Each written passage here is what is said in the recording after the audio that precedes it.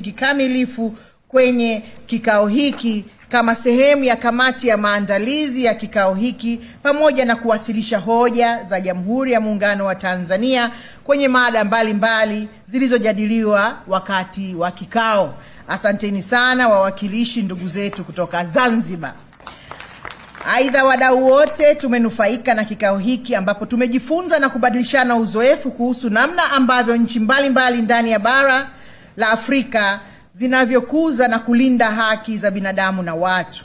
Nitoe wito kwa nchi za Afrika kuendeleza utamaduni wa kubadilishana uzoefu katika masuala ya haki za binadamu na watu, kwa kuwa swala hili lina mchango mkubwa katika ukuaji wa uchumi na maendeleo ya watu. Tunapozungumza ukuaji wa uchumi na maendeleo ya watu, swala la haki za binadamu ni kipengele muhimu sana kuzingatia. Na ndio maana leo hii tunashuhudia Tanzania, Rais wetu mpendwa Daktari Samia Suluhu Hassan ameweka tume maalum ya masuala ya haki jinai, ambapo tume hii imepita nchi nzima na kukusanya maoni na kuona ni maeneo gani bado tunaendelea kupaswa kuyaboresha ili kuhakikisha haki za binadamu na watu nchini kwa kweli zinazingatiwa. Tunamshukuru sana rais wetu mpendwa, ameacha alama. Si hilo tu, lakini mambo mengi makubwa yanaendelea. Ndugu washiriki, kama ninavyosema awali na naendelea kusema kwamba kwa namna ya pekee tunamshukuru rais wetu wa Jamhuri ya Muungano wa Tanzania Mheshimiwa Daktari Samia Suluhu Hassan kwa kuridhia kwake serikali ya Jamhuri ya Muungano wa Tanzania kuwa nchi mwenyeji wa kikao hiki. Kikao hiki kwa kweli kimeendelea vizuri na sisi kwetu ni privilege kuhost na kukigharamia kikao cha masuala ya haki za binadamu.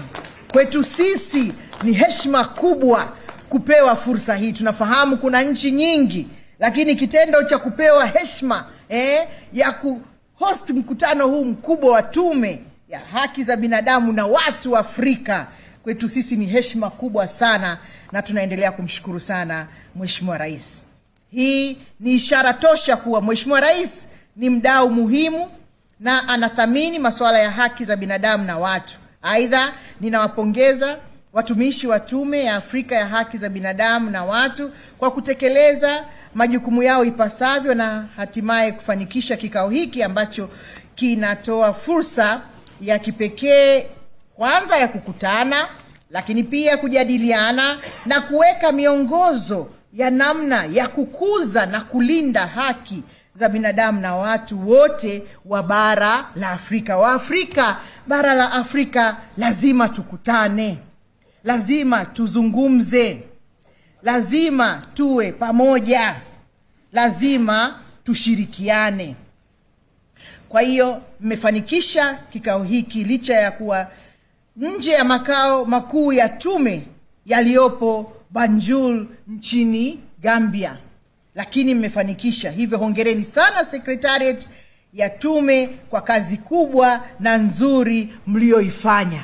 Manake sasa tunajifunza, endapo sheria zinaruhusu tuanze kuzunguka. Leo tupo Arusha, kesho twende pengine, na kesho kuta twende pengine, na siku nyingine tena turudi Tanzania Arusha. Hongereni sana sana. Ndugu washiriki, kwa ujumla nitoe pongezi kwa wadau wote waliowezesha kufanikisha kikao hiki cha 77 cha Tume ya Afrika ya Haki za Binadamu na Watu.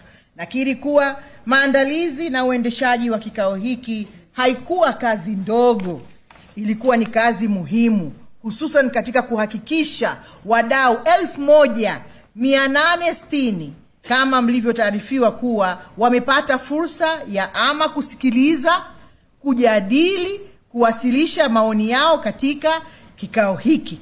Pia wakati wote wa kikao hiki kulikuwa na hali ya utulivu na maelewano, licha ya kuwepo kwa wadau wenye mitazamo tofauti, na hiyo ni kawaida, kuhusu masuala mbalimbali yakiwemo masuala ya haki za binadamu na watu, wakiwemo wawakilishi wa serikali za nchi mbalimbali za bara la Afrika, wanaharakati, asasi za kiraia, wananchi na wadau wengine wa haki za binadamu na watu. Hongereni sana kwa kuwa na kikao kilichoendeshwa kwa ustaarabu na utulivu mkubwa, na hivyo kuwezesha kufikiwa kwa malengo yaliyokusudiwa. Mwenyekiti, hongera sana sana, na makamishna hongereni sana. Ndugu washiriki wenzangu, vile vile nitumie fursa hii kumshukuru mkuu wa mkoa wa Arusha Mheshimiwa John Mongela kwa kuwa mwenyeji wa wadau wote walioshiriki katika kikao hiki, ambapo kwa wakati wote amehakikisha hali ya ulinzi na usalama katika mkoa wa Arusha imeimarishwa. Hongereni sana kamati ya ulinzi na usalama ya mkoa na wilaya. Hali imeendelea kuimarishwa kama ilivyo desturi ya mkoa huu ambao ni moja ya mikoa 31 ya Jamhuri ya Muungano wa Tanzania yenye vivutio vingi vya utalii na wanyama. Na pia niseme tu kwamba ina vivutio vingi vya utalii, na kwa raia wengi wa Afrika, hususan nchi zetu za Afrika na nchi za nje, wanapenda sana kuja hapa Arusha. Na hapa pia ni nyumbani kwa Jumuiya ya Afrika Mashariki. Naposema vivutio vya utalii, wataalamu wa utafiti wanaendelea kutafiti kuangalia kama ile safina ya Nuhu baada ya kutembea kwenye maji, wale wanyama sio waliletwa hapa Arusha, Ngorongoro na Serengeti.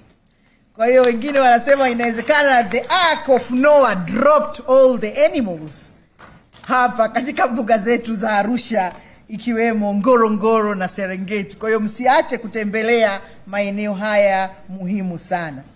Ndugu washiriki, nimetaarifiwa kuwa wakati wa kikao hiki masuala mbalimbali yanayohusu haki za binadamu na watu yamewasilishwa na kujadiliwa ili kuboresha mustakabali wa haki za binadamu na watu katika bara la Afrika. Masuala hayo yakiwemo maadhimisho ya siku ya haki za binadamu Afrika kwa kuzingatia itifaki ya Maputo, taarifa kuhusu hali ya haki za binadamu barani Afrika, uzinduzi wa nyaraka mbalimbali za Kamisheni ya Afrika ya haki za binadamu na watu, taarifa za shughuli mbalimbali za wajumbe wa kamisheni, taarifa za wanaharakati wa haki za binadamu na watu, kuidhinishwa kwa itifaki ya mkataba wa Afrika wa ulinzi wa jamii, uwezeshaji wa wanawake katika nchi mbalimbali ndani ya Afrika. Na katika hili uwezeshaji wa wanawake, Tanzania kwa kweli tunazidi kupiga mbio, kwa sababu rais wetu tayari ni mama. Tunampongeza, makofi mengi sana kwa Mheshimiwa rais wetu. Lakini pia spika wa bunge pia na yeye ni mama, tunashukuru sana. Viongozi mbalimbali, wakuu wa mikoa, waheshimiwa ma-DC tunao hapa, mawaziri mmeona hapa wametambulishwa, viongozi. Kwa hiyo tunaposema uwezeshaji wa wanawake katika nchi mbalimbali za Afrika, sisi Tanzania milango iko wazi, karibuni mjifunze kwetu. Lakini pia taarifa zingine zilizojadiliwa ni hali ya watu wanaoishi na VVU ukimwi barani Afrika, na hali ya viwanda, haki za binadamu na mazingira katika Afrika. Ndugu washiriki, kupitia kikao hiki kikubwa cha masuala ya haki za binadamu na watu barani Afrika, tumeona wadau wa haki za binadamu wakiwa pamoja katika kujadili hali halisi ilivyo na mustakabali wa masuala ya haki za binadamu na watu katika bara la Afrika. Tunapozungumza haki za binadamu, ndugu zangu wa Tanzania na wadau wote wa haki za binadamu Afrika, lazima tuje pamoja. Africa must be one. Tujadiliane, tuweke mikakati, tushirikiane. Haki za binadamu zinataka umoja, teamwork, umoja na mshikamano. Hivyo nitoe wito kwa wadau wote kuendelea na jitihada za kukuza, kuimarisha na kulinda haki za binadamu na watu kwa manufaa ya wananchi wa Afrika na kwa kizazi cha sasa na kizazi kijacho. Afrika tunapaswa kuwa mfano wa kuheshimu haki za binadamu. Ndugu washiriki, kufungwa kwa kikao cha kawaida cha 77 ndio mwanzo wa maandalizi ya kikao cha 78 cha kawaida cha Tume ya Afrika ya haki za binadamu na watu. Mafanikio ya vikao hivi ni matokeo ya ushirikishwaji na ushiriki wa wadau mbalimbali. Nitoe wito kwa wadau wa haki za binadamu na watu katika Afrika kuendelea kushiriki na kushirikiana pale wanaposhirikishwa ili kuwezesha maandalizi ya kikao cha 78. Hiki ni cha 77. Sasa tunaanza kikao cha 78 cha kawaida cha haki za binadamu na watu, na kufanya kikao hicho kiwe na mafanikio makubwa zaidi. Ndugu washiriki, kabla sijahitimisha hotuba yangu, ni washukuru washiriki wote kwa kuja nchini Tanzania na kushiriki kikamilifu katika kikao hiki katika mkoa wa Arusha. Tunasema asanteni sana na karibuni tena na tena Arusha. Arusha ni nyumbani kwenu. Karibuni sana. Nitumie fursa hii kuwatakia safari njema washiriki wote mtakaosafiri nje ya nchi ya Tanzania na nje ya mkoa wa Arusha. Aidha, niwakaribishe tena nchini Tanzania kwa ajili ya shughuli mbalimbali, ikiwemo kujionea vivutio vya utalii vilivyopo Tanzania bara na Tanzania Zanzibar, kama vile eneo la Ngorongoro ambalo ni ajabu la 8 la dunia, eneo la Ngorongoro, na mji mkongwe Zanzibar wenye historia nzuri ya maendeleo na ustaarabu wa mwanadamu. Karibuni sana Tanzania. Ndugu washiriki, baada ya maelezo hayo, sasa kwa heshima na taadhima na kwa mamlaka niliyopewa, nitamke kuwa kikao cha 77 cha kawaida cha haki za binadamu na watu sasa kimefungwa rasmi. Asanteni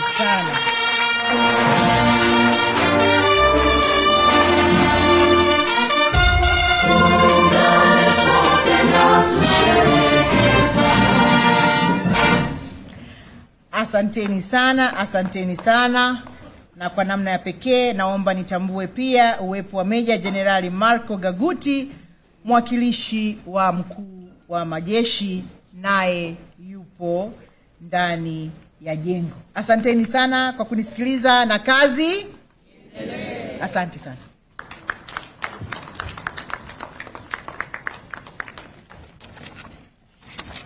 Thank you, Honorable Minister.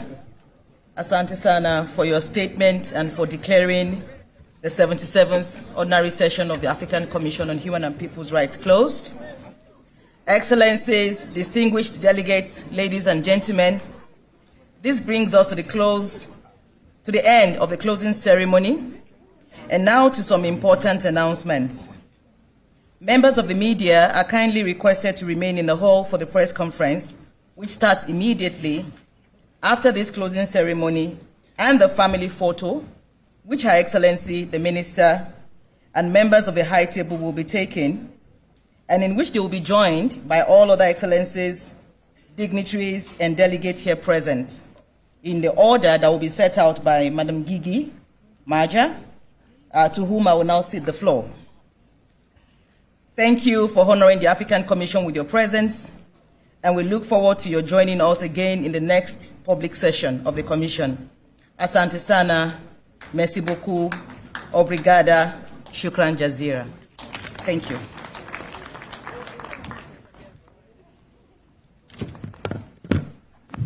Thank you, Madam Mabiola, for that wonderful MC of the closing ceremony. As Madam Mabiola explained, we'll be having the official pictures. If you'd allow me, the main table, we'll start with one for the main table by themselves, and then the rest of the order, I will please bear with me as I explain the way forward. We'll be starting with the main table, then we will proceed with the main table to remain, and they will be joined by state delegates. If there's any state delegates in the room, I would request you to get ready to be the next ones to take the picture with the main table. Karibuni.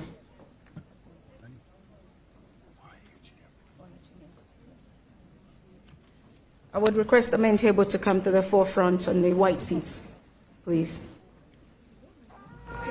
And the state delegates will be the first ones to take the picture after the main table.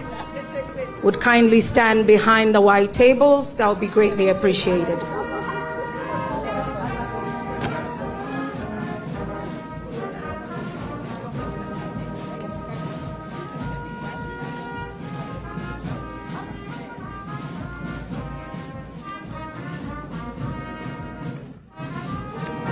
If I could have the commissioners for the ACHPR to get ready. They are the next ones in line for the following picture.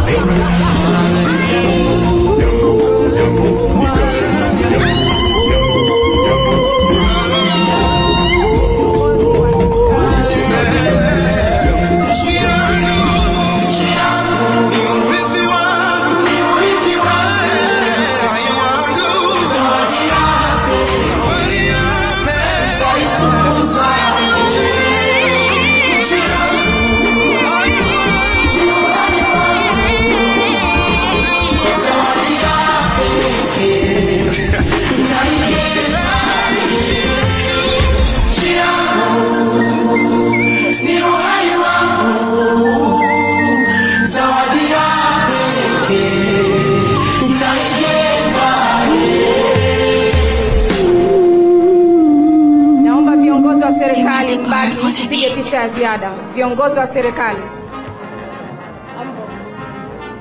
Viongozi wa serikali tafadhali.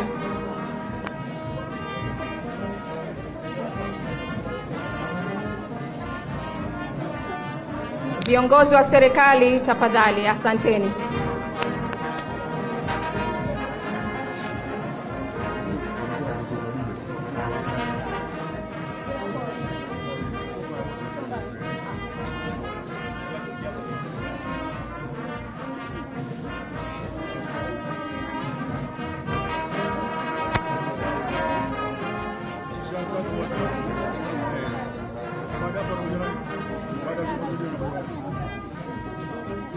Naomba viongozi wa dini, picha inayofuatia viongozi wa dini.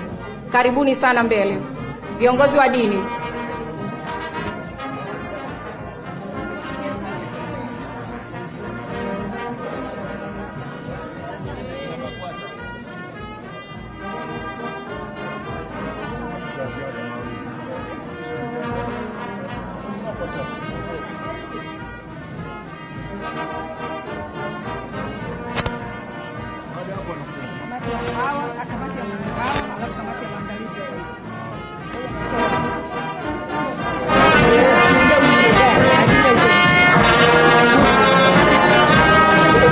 Baada ya hapo picha ya ziada, kuna viongozi wa siasa ambao hawakupatia picha. Karibuni. Karibuni viongozi wa siasa, picha ya ziada. Karibuni sana.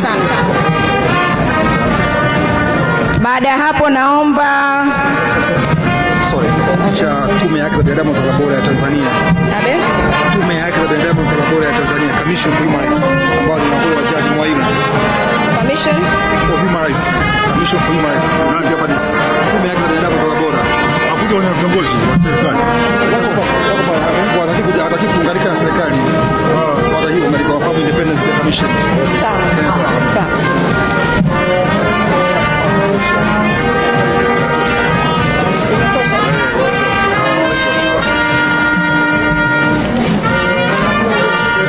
Asanteni. Baada ya hapo naomba the Commission for Human Rights of Tanzania. The Commission for Human Rights of Tanzania kindly come up front for your official pictures.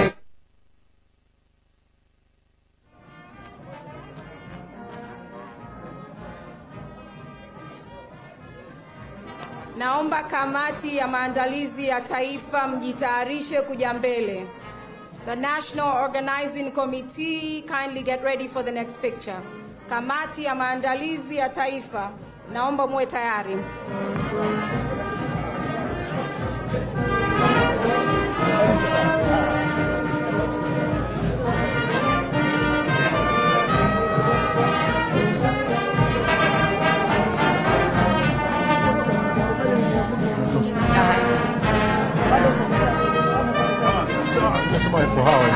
Asanteni.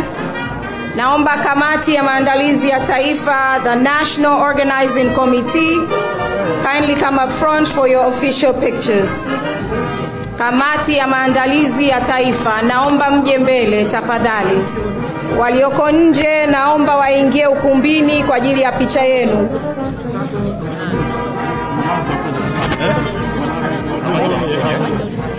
Usisahau secretariat ya Banjuu.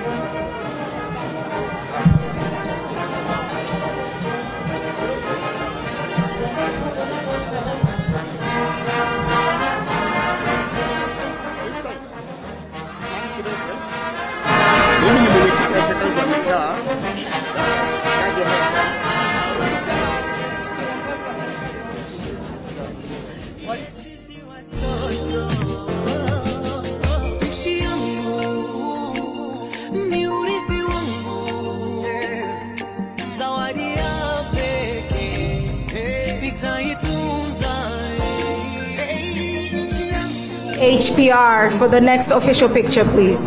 The Secretariat of the ACHPR. Hiyo ndio Secretariat ya Banjul. Ndio.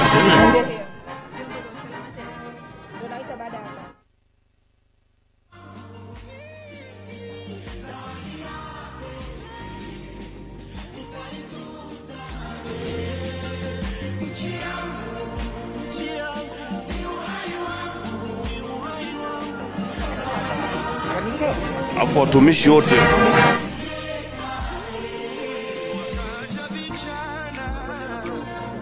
wakasikilizana wakasema hello hello Tanzania.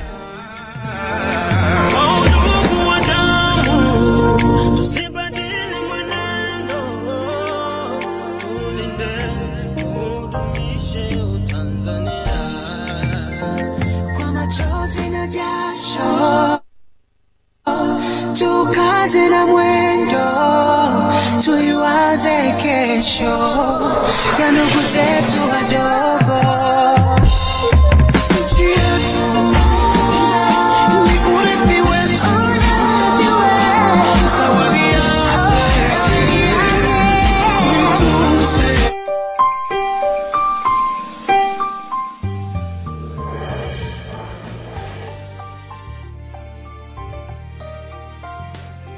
Asanteni. Naomba niwaite kamati ya ulinzi na usalama kwa mkoa wa Arusha tafadhali. Kamati ya ulinzi na usalama. Sema tu vyombo vya usalama vya mkoa na wilaya.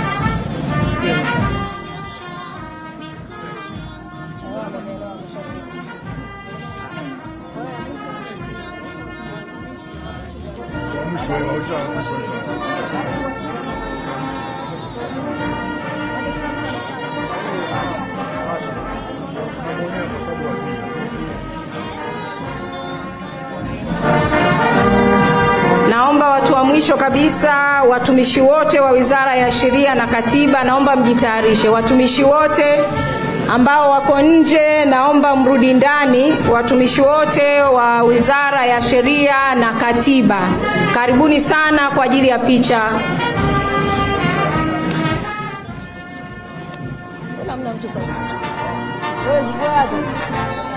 Watumishi wote wa Wizara ya Katiba na Sheria.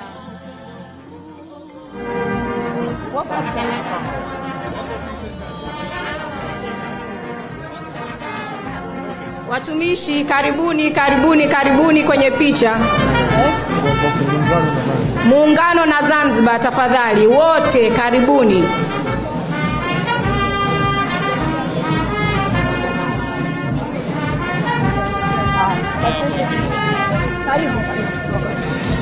Naomba wapiga picha wasubiri, wanakuja sasa hivi, sekunde moja.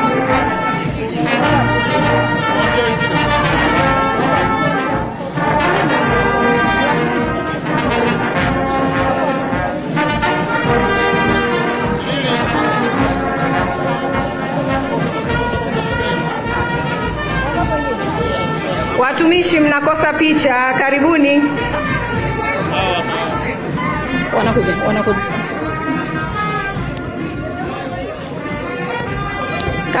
Karibuni watumishi, karibuni.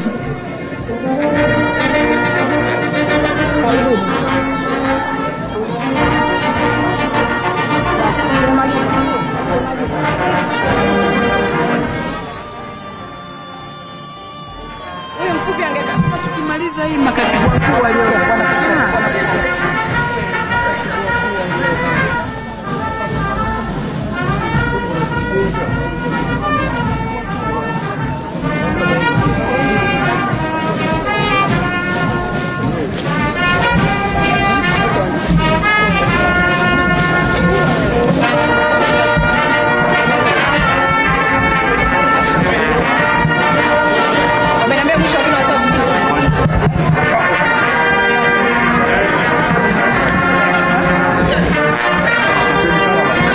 Asanteni sana, mbarikiwe wote.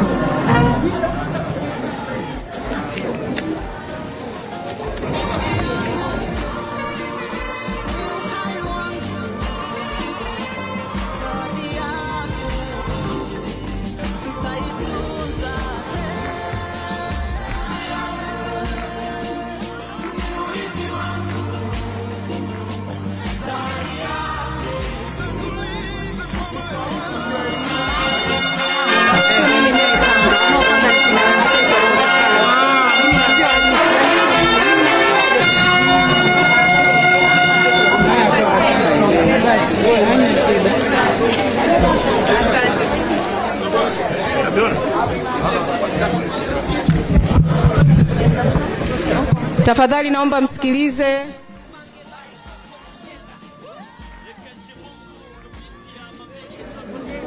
Tuweze kuendelea na press conference tafadhali. Asanteni sana. Press conference inaendelea sasa hivi, kwa hiyo naomba ambao hatuhusiki tuupishe tuweze kuendelea na press conference tafadhali. Asanteni.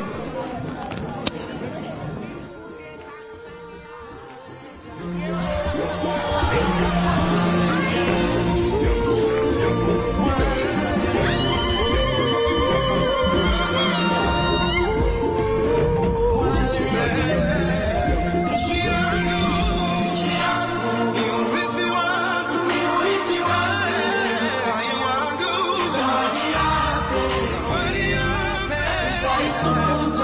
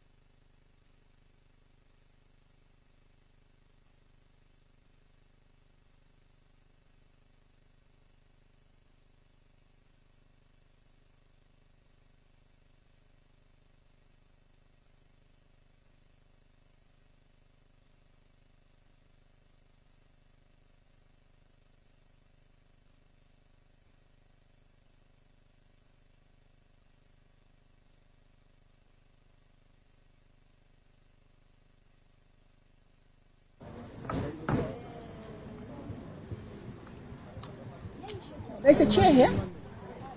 There's a chair here. There's already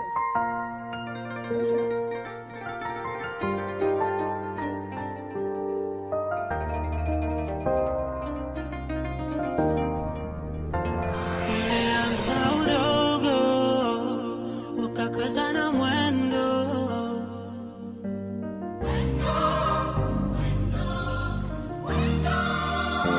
wakasema vijana njoni tulijenge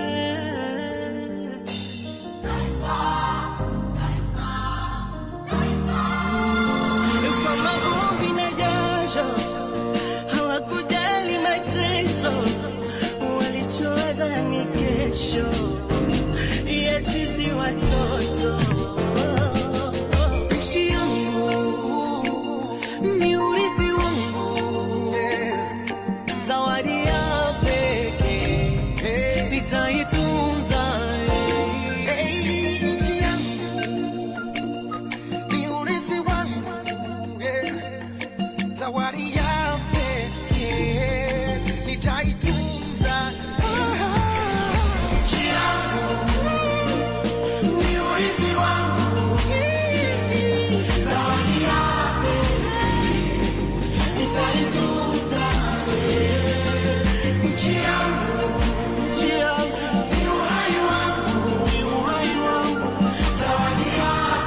Seeing many issues, and after the commencement and the closure of the Commission's deliberations, they would now prefer to speak to Tanzanian press with regards to their deliberations, the discussions, and the decisions thereof.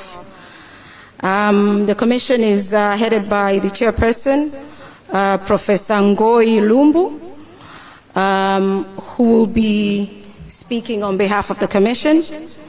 Commissioners, before you, you have media outlets from ITV, TBC, Star TV, Azam, Wasafi, as well as social media blogs from Msumba, Michuzi, and local radio like Radio 5 and Arusha 1.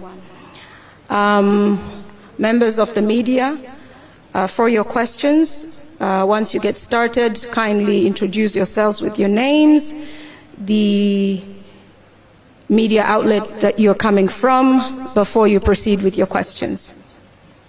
Chairperson, if I can welcome you. Karibu. Asante sana. Jambo yenu nyinyi wote. Bonjour à tous les délégués de la presse. Devant vous, la Commission africaine des droits de l'homme et des peuples qui vient de clôturer la 77e session ordinaire. Pour tous les commissaires ainsi que moi-même, nous avons convenu de faire uniquement 30 minutes de conférence de presse parce qu'il y a des commissaires qui doivent prendre l'avion et devoir se déplacer pour nos pays respectifs. C'est une tradition pour la Commission, quand nous clôturons les sessions ordinaires, que le bureau, et le président, le bureau, les autres commissaires présents encore dans la ville puissent se mettre à la disposition de la presse pour l'une ou l'autre question. Nous insistons vraiment que nous ne ferons que 30 minutes. Merci beaucoup et nous sommes à votre disposition pour les questions. Je ne sais pas, la Master of Ceremony, si je peux modérer alors moi-même, en demandant aux journalistes de bien vouloir poser leurs questions, et puis les différents commissaires les prendront en charge suivant la nature de vos questions.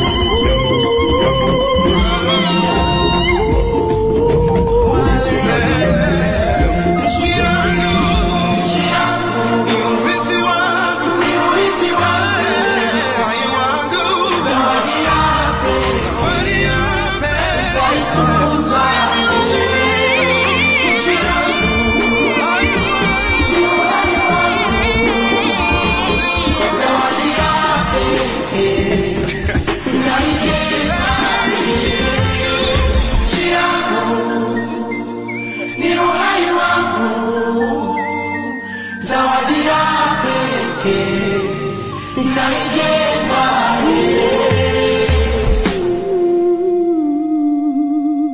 You are the bar or the beat.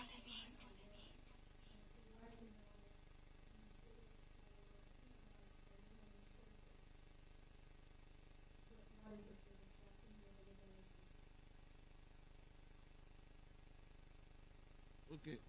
Let us take 5 questions. We respond and we see.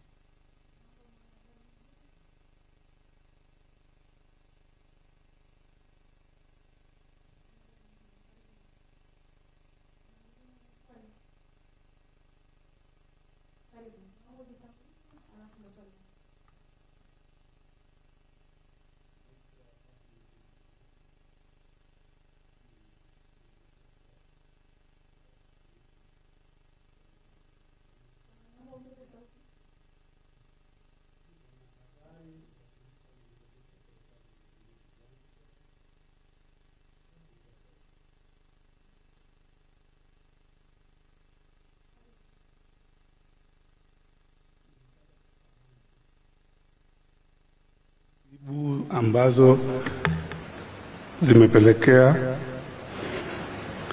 changamoto mbalimbali za masuala ya haki za binadamu katika vikao vyenu zilizowasilishwa kwa kipindi cha mkutano huu wa 77, na nini matokeo ya bara la Afrika katika swala zima la kutreat masuala ya haki za binadamu kwa nchi zetu za bara la Afrika.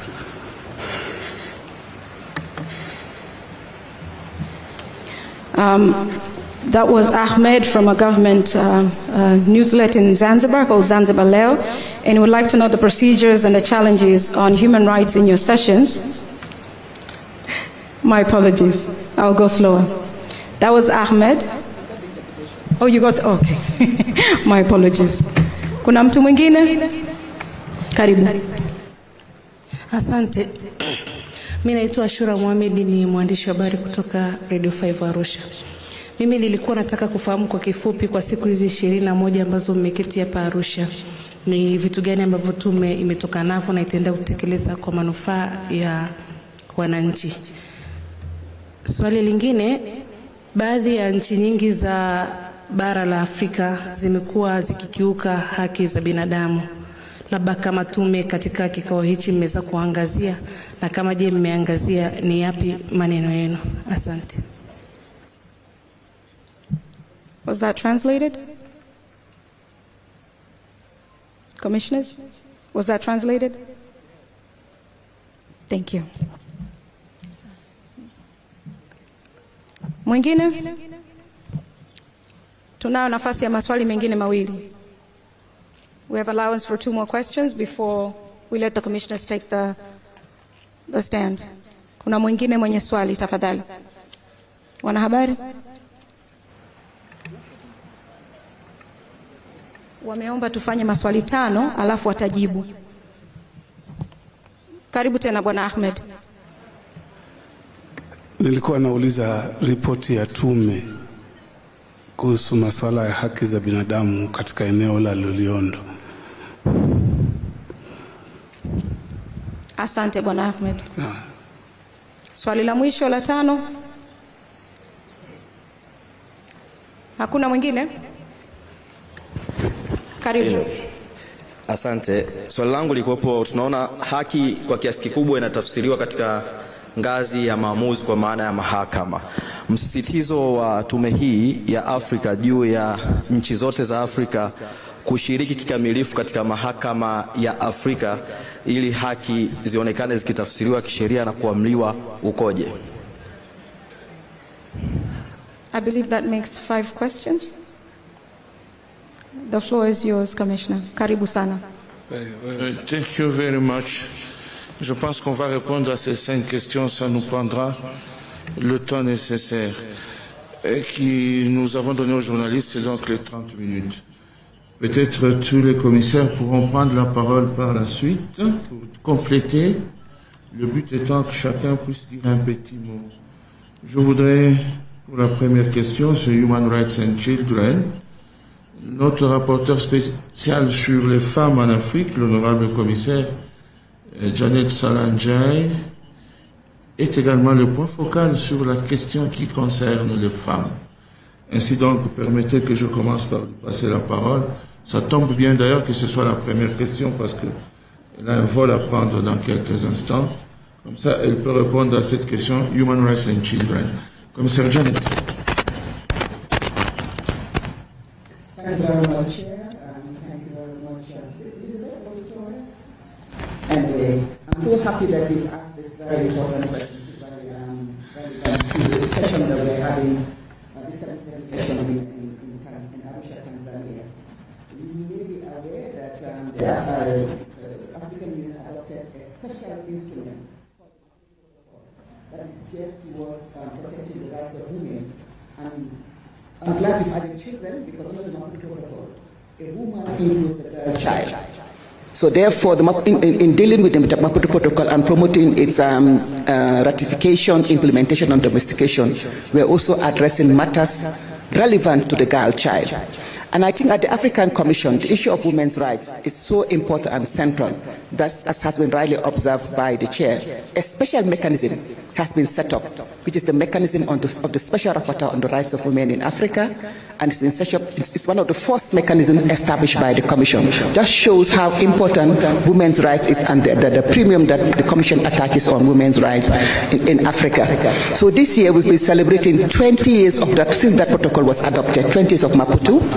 And because of that celebration, on the 21st of October, which is International Human Rights, Africa Human Rights Day, we actually used the theme of the Maputo Protocol, and we had several panels to share experience in terms of how far we've gone with regard to the adoption, since the adoption of the instrument, with regard to ratification, implementation, and domestication.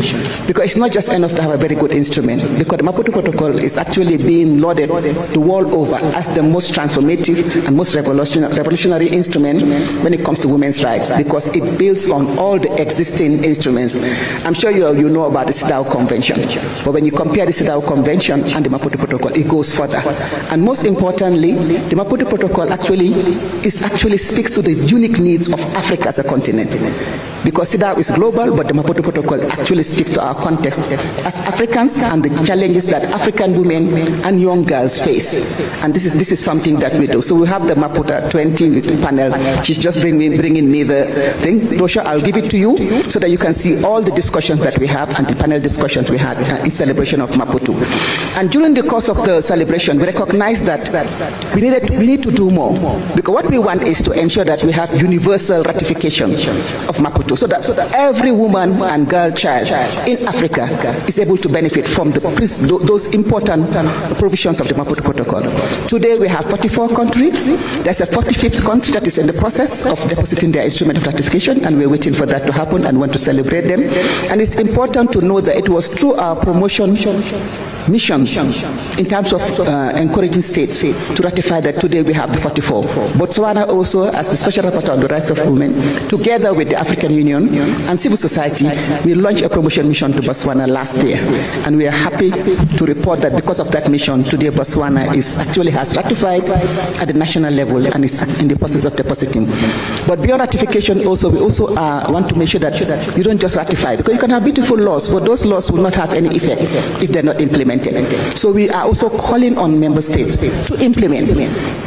And one of the mechanisms we use at the Commission to ensure that member states are actually implementing the provisions of the protocol is through the state reporting mechanism, where we actually call on states, based on the Article 26 of the protocol, to ensure that they report to the Commission legal, institutional, and relevant measures taken at the national level to ensure they're implementing.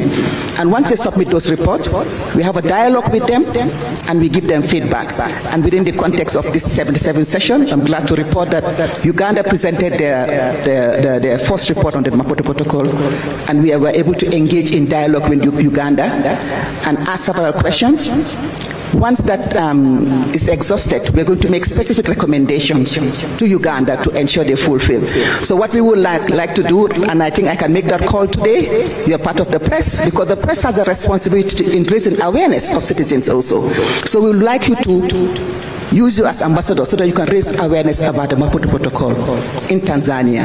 And you also ensure that Tanzania also submits its report under the Maputo Protocol. We are glad that the government of Tanzania has made a commitment. So this is something that can be followed up to the press to ensure that, and we have no doubt that that will be done. But the press is, as we say, is the fourth estate. You have a responsibility to raise awareness and to ensure that states also live up to their expectations. So we are calling on you to do that, to make sure that you help us with that. So today, as we speak, we have only 20 countries, even though we have 44, but only 20 countries have reported under the Maputo Protocol, and we are deploring that because we want more countries to report under the Maputo Protocol so that we can hold the countries accountable through the dialogue we have with them during the state reporting process. We have other mechanisms that we use, but I will allow others to speak just to reinforce the fact that your question is the status, and this is what I'm just trying to give you, the status of women's rights. Also, as a special rapporteur on the rights of women, during my intercession report to the Commission, I deliberate on the status of women's rights within the continent, and we actually focus attention on pertinent issues relating to harmful traditional practices that are affecting women and girls, and in countries in which this is very prevalent, and in countries in which, although you have laws, today we have the retrogression, whereby some countries are seeking to go backwards in terms of the gains that have been made. So these are highlights we focus on, and we ensure that we raise the awareness of the continent through also the mechanism of the ensuring that the NGOs, when they interact with us during the public session also, they also give us the status of women's rights within the continent, and we're able to engage with them. So basically, I hope this answers your questions. There's a lot more I can say, but maybe you can continue dialogue bilaterally, but I think I've given you enough for now. But I'll share with you the brochure so that you can see how we celebrate Maputo, the panel we held, and the different themes that we discussed under that panel. Thank you very much. Merci beaucoup, Madame la Vice-Présidente, pour cette question qui concerne les enfants. Pour la compléter, ce sera simplement pour dire que la Commission africaine fait de la protection holistique des femmes et des enfants aussi, de tout le monde, mais l'organe attitré pour faire ce travail-là, c'est le Comité africain des experts sur le droit et le bien-être des enfants, dont le siège se trouve en Afrique australe, mais l'article 18, paragraphe 3 de la Charte africaine ne nous empêche pas d'avoir un regard sur ça, mais c'est la personne référente, comme elle vous a dit, sur les questions liées aux droits des enfants. Maintenant, sur la deuxième question, sur les procédures de notre institution en matière de promotion et de protection des droits de l'homme, peut-être que je vais demander au commissaire à thème de dresser rapidement un petit lien, non?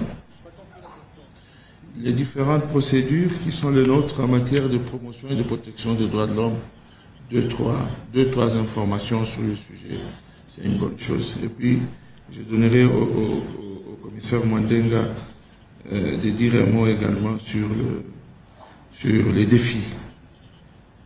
Vous avez la parole.